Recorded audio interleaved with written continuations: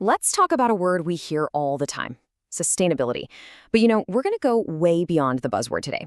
We're not just talking about nice ideas, we're actually building a practical blueprint for making real, lasting change happen. Okay, let's get into it. So let's kick things off with a question that I'm sure has crossed your mind. We see all these brilliant, really well-intentioned sustainability projects get announced, but then so many of them just seem to fizzle out. Or worse, they create a whole new set of problems. Why does that happen? Well, it turns out that good intentions are just the starting line. To really turn those ideas into results, you need a much smarter framework. So this brings us to the core idea for this whole explainer. How do we get sustainability out of the clouds and onto the ground? It's all about what we do, not just what we talk about. Okay, so here's the official definition.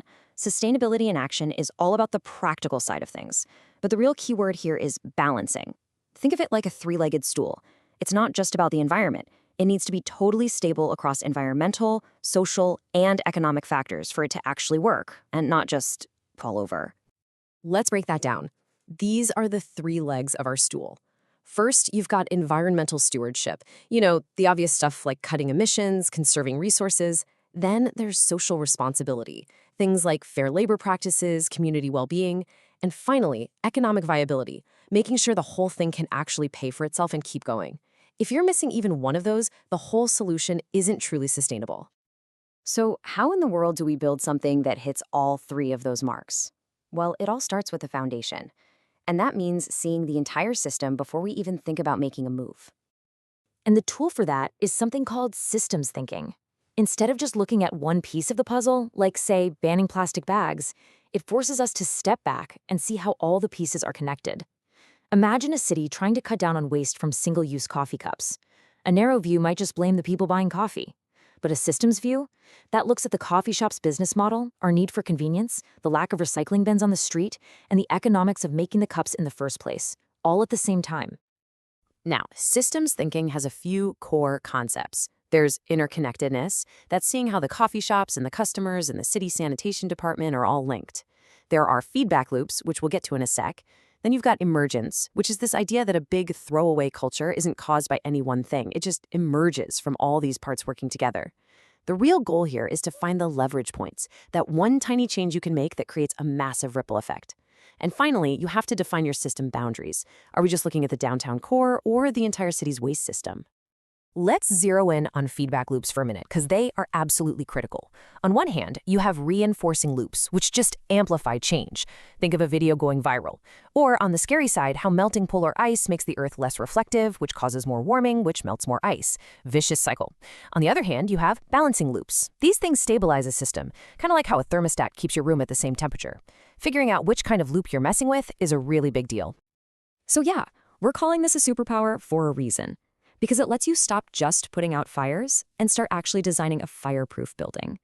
Instead of just cleaning up a polluted river, which is treating a symptom, you can find and fix the factory that's dumping chemicals upstream, the root cause. It helps you find those little strategic leverage points that give you the most bang for your buck, like figuring out if a tiny discount for reusable cups works better than a big tax on disposable ones. Okay, so we've got a handle on the system. Fantastic. But now we need to understand the people in that system. Because you can have the most perfect, technically brilliant solution in the world, and it will absolutely fail if people don't get on board. So who's involved here? This is where stakeholder analysis comes into play. And it sounds fancy, but really it's just a structured way of figuring out who has a stake in what you're doing, who has the power to help you, who has the power to stop you, and who is going to feel the impact of whatever you do. And we can usually split stakeholders into two big camps. You've got your internal stakeholders, the folks inside your own organization, and then you have your external stakeholders, which is pretty much everyone else. For our coffee cup problem, that external list is huge. The shop owners, the baristas, the customers, the city council, the waste management companies, even the factories that make the paper cups. You've got to have a plan for all of them. The process itself is pretty simple, but it is so essential. First, you just identify everybody who's involved. Then, and this is the part people always forget, you have to actually engage them. And we're not just talking about sending out an email. It's a whole spectrum, from just keeping people in the loop to actually collaborating with them, or even empowering them to help make the decisions. So we understand the system, we understand the people. Now, what do we actually do? This brings us to the tools of the trade, the levers we can pull to create change. These tools are often called policy interventions, but don't let the word policy throw you off. This isn't just about government laws. It could be a new company role, a community guideline, or an industry-wide standard. It's really any strategic action you take to nudge behavior and steer the whole system in a more sustainable direction. And these interventions tend to follow a cycle. You spot the problem, you cook up a solution, you get the green light, you roll it out, and then, this is so important, you evaluate it. It's a living process. You see what worked, what didn't, and you tweak your approach. You're creating your own feedback loop for getting better and better.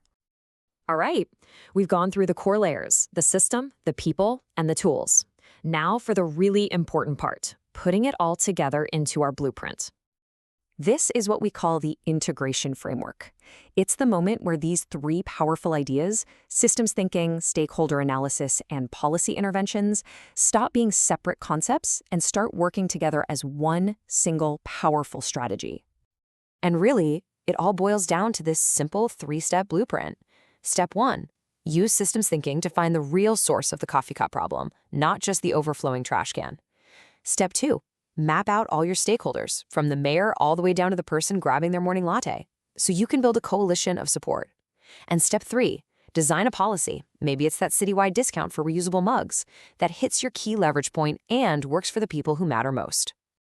See, when you follow this blueprint, your solution becomes so much more powerful. You're not just taking a shot in the dark, you're making a calculated, strategic move.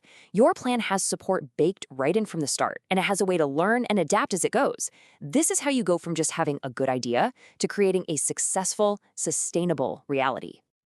So there you have it. We've laid out the framework, a way to think systemically, to engage people in a meaningful way, and to act strategically. This is the blueprint for turning sustainability talk into sustainability action. The only question left is, what are you going to build with it?